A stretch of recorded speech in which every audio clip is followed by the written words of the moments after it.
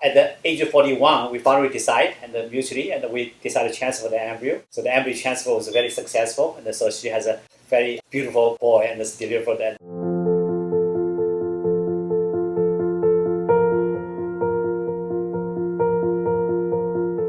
hi, my name is Frank Yelian. I'm a medical director of the Life IVF Center. Hi there, I'm Dr. Johnson. Hi, I'm Annalise. I'm the PA. So today we'll talk about the diminished ovarian reserve.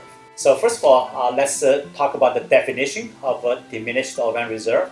So-called diminished ovarian reserve, which by definition is a woman has a lower ovarian function.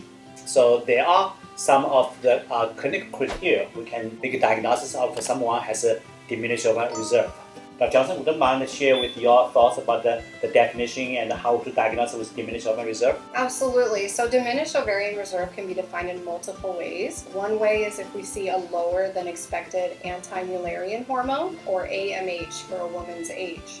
Okay. Another way is if the FSH, the follicle stimulating hormone, is higher than we expect, or if we do a ultrasound early in the cycle and there's a lower than expected number of early or antral follicles. So diminished ovarian is actually very common in general, and so when we do the early ultrasound, sometimes it's just the accidental finding, and so just like for your information, one of the people we has been screening lately, and so she's very young and just late 20s. But if you doing the transvaginal ultrasound, we found out follicle only 2 follicles in each ovary, and so in normally, and as Dr. Johnson said, we need to find by ultrasound we would like to see 5 to 10 follicles in each ovary. But if you only see 2 follicles in the one of the ovary, and certainly her follicle counts less than what we should see. So this is meets one of the criteria of diminished ovarian reserve. As Dr. Johnson said earlier, and there's 3 criteria we can just use in 3 parameters. One is antral follicle counts, as we said earlier, and so we would like to see each ovary have 5 to 10 follicles, and so together we would like to see about 10 to 20 follicles in any given time. The second, we can check your the FSH level. So normally, women at the reproductive age, we would like to see the FSH level at between 5 to 10. So if your FSH level getting higher, especially higher than 15 or higher than 20, then for sure a woman may have a diminished ovarian reserve. And as you know, the FSH level, the higher, the worse, because when you reach 40 or even higher, probably you already reached the menopausal level. Lastly, the third one is AMH level, which is anti-Mullerian hormone. And normally we should see women test at any given time should be 1 to 3. But if your level below 1, especially below 0.5, for sure you most likely have a diminished ovarian reserve. Annalise, can you share with us about any patient you have been seeing lately, and for who has you have been seeing who has a diminished ovarian reserve?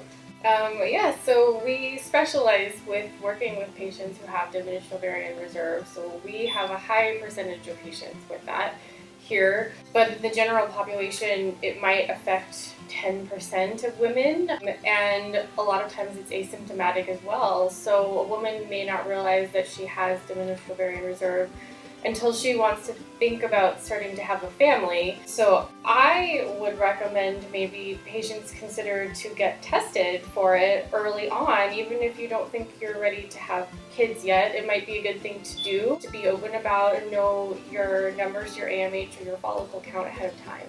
So as we discussed about this case, and so I think the analyst mentioned a very good point, because in the general population, and so you don't know if you are not tested. You always thought you have completely fine, everything's normal, you have normal period, but the diminished ovarian reserve could be missed because as you talked about it earlier, so one of the later 20s young lady, and so until we do ultrasound, we suddenly found out she has a severe diminished ovarian reserve. So Dr. Johnson, how you would like to suggest the people in the audience, and how those people we can do the test to find them if they do or do not have diminished ovarian reserve? So, as you were talking about, Dr. Young, there's multiple ways to define that. But once it's been diagnosed, we here at Life IVF Center are very comfortable in taking care of patients like you. Okay, we have a little bit different approach than a lot of conventional IVF centers, where we tend to be more mindful potentially of hormone levels, how your body is responding to the medication. We don't like to just plug you in to a treatment cycle. We really monitor you and adjust the treatment as your cycle progresses to really try to optimize your results in every single cycle. So that's kind of what sets us apart here at Life IVF. Any case you can recall for the lately and for the last couple of months, and I can share with you one of my classic case, and so she is a woman and from North Carolina, and when she came to us already 40 years old, and at the time she already completed one of the conventional IVF cycles, obviously because of when they did an ultrasound and found a woman has no follicles, but the doctor for some reason and still gave her 450 units of gonal-F and 150 units of menopur, and just tried to produce follicles. And for sure, this is a woman does not respond at all, and so it turns out that the cycle is cancelled. So when she came to us, and we did multiple monitoring cycles, and most of cycles does not have follicle generate. And so one of the cycle I still remember, and her baseline FSH was 85, and her estradiol level was less than 25, and there's no follicle.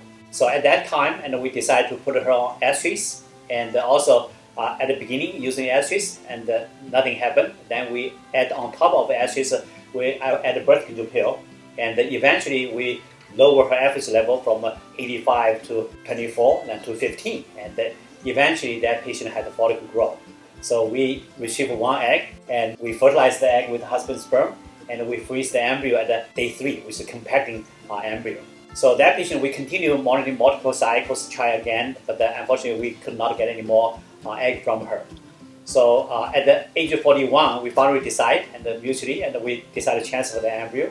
So the embryo transfer was very successful, and so she has a very beautiful boy, and is delivered after this embryo transfer. So this is one of the classic cases of the people who has a diminished ovarian reserve. And so if she did not come to us, and most of the center we suggest her to using donor egg, and so she already consulted with many centers, and so they all told her the only chance you may have a baby is to use donor egg. But I'm just so glad. It's funny you mentioned that. I recently spoke to a patient who was 37 years old, and she was one of our OB graduates, meaning she made it to 10 weeks and she was graduating from us. Her AMH was so low that other doctors had simply told her, no, you have to do donor egg, we're not even going to try. And she was successful in her second round. That's too young to consider donor egg, at least with our clinic. Yeah, actually, for those individuals and who has in the audience, and so if you has been diagnosed with diminished ovarian reserve, or your doctor suggests you to using donor egg, please give us a try, and so we would love to give you an opportunity to have your genetic child. And actually, at the Life IVF Center, we have a commitment. So actually, there's a special package, which is if we cannot get you pregnant with your own eggs, we would offer you donor egg for free. So that's our commitment, because I believe many of the patients, and so if you was told by your doctor, tell you you have to use a donor egg, give us a try. Not always true. Not always true. That's correct. Okay, thank you very much, and that's our the presentation about the diminished ovarian reserve. See you guys next week.